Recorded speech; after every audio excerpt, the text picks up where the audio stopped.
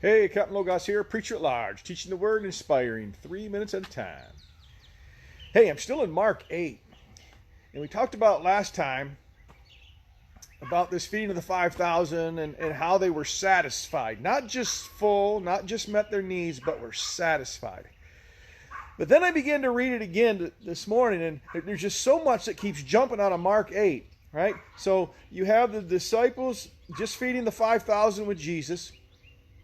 And then Jesus goes along and he says, they're in the boat.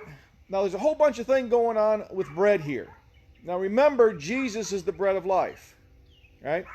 And he just fed 5,000.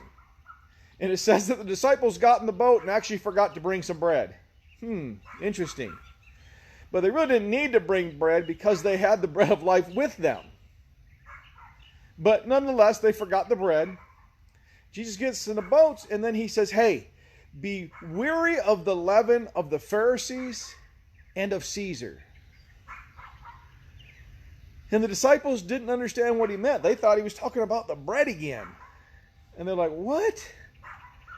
And then Jesus goes, don't you understand? Come on, man. And then he recounts saying, hey, I just fed the 5,000. And here's what I think he was saying. Now, the scriptures doesn't say this.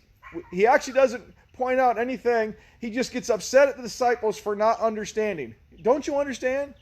Well, what didn't they understand? Here's what I believe that they didn't understand. They didn't understand the fact that Jesus was talking about the spiritual bread of life that he is versus the fleshly bread that he just gave out. And even though it was fleshly bread that he gave out, it was a spiritual thing that was happening, not a fleshly thing.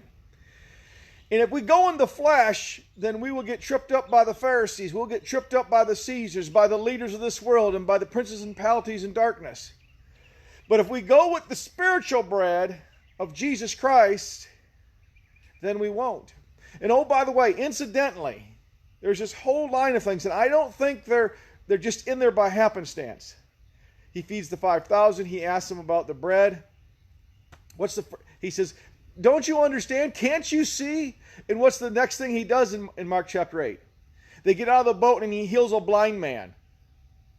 That's pretty telling right there. The first thing he does after this conversation is heal a blind man. I think he's trying to tell him, look, you guys have been spiritually.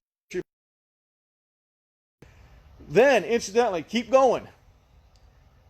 In Mark's account, they hit Caesarea Philippi, and this is where Jesus asked Peter, who do men say that I am, and who do you say that I am? And he finally realizes that he's the Christ. And he finally gives the spiritual answer. But then right after that, he also gets rebuked by Jesus again by saying, no, this stuff's not going to happen when he talks about his death. You see, he started giving back into the leaven of the Caesars and the leaven of the Pharisees because he was pertaining to this world, not the spiritual world. It's good that we have bread for our body so that we can live and subsist.